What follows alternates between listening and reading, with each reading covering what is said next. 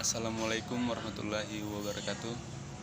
Kami dari kelompok 8 ingin mempresentasi hasil kerja review jurnal kelompok kami yang berjudul Studi pada Fungsi Rekrutmen, Seleksi Orientasi, Pelatihan dan Pengembangan, Penilaian Presentasi Kerja dan Pemutusan Hubungan Kerja PT XYZ Indonesia Medan.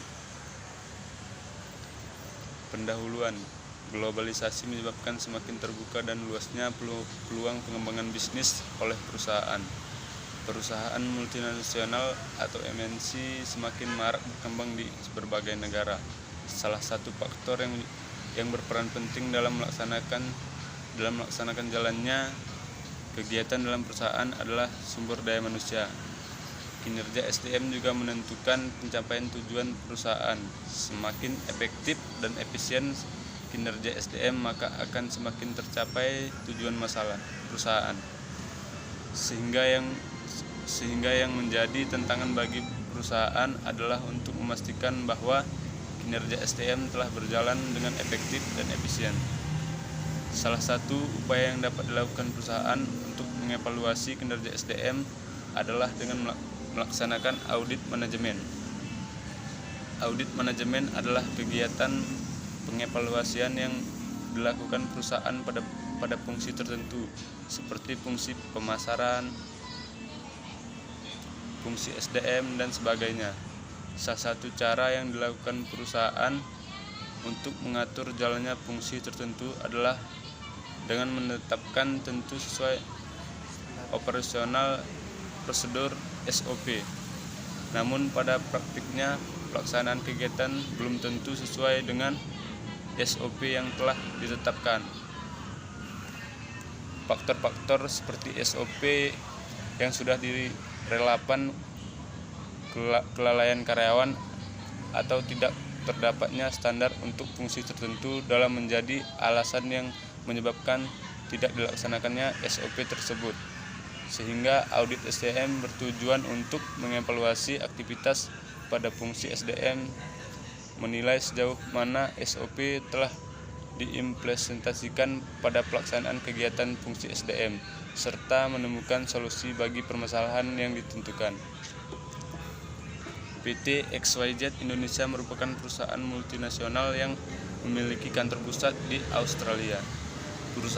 Perusahaan bergerak di bidang produksi dan distribusi minuman ringan berkarbonasi non-alkohol di Indonesia.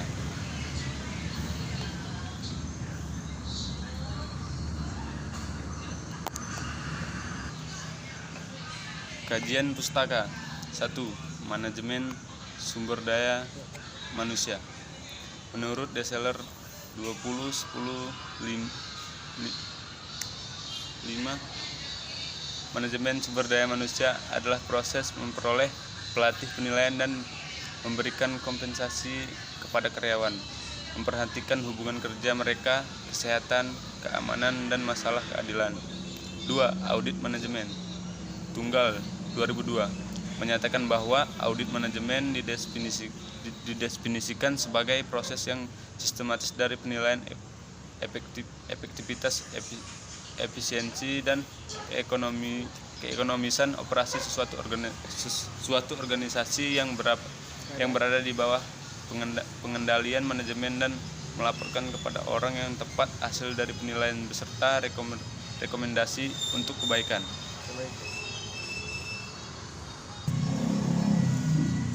3. Audit sumber daya manusia.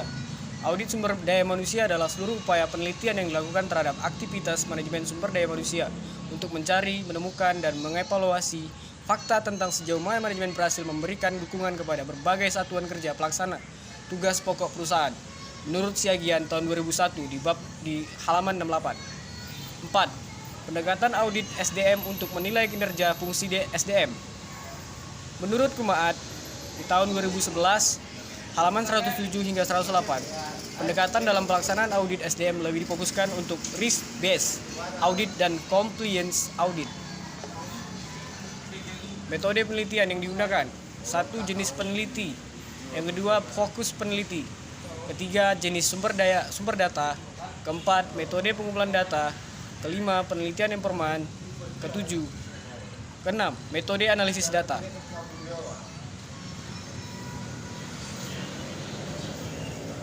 Hasil peneliti dan pembalasan. 1.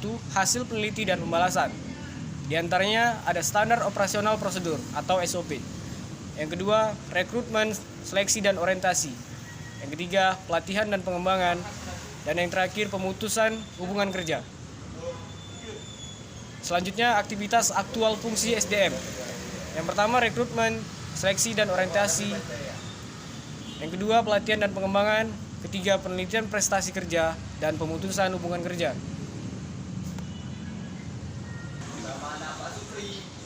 Kesimpulan dan saran.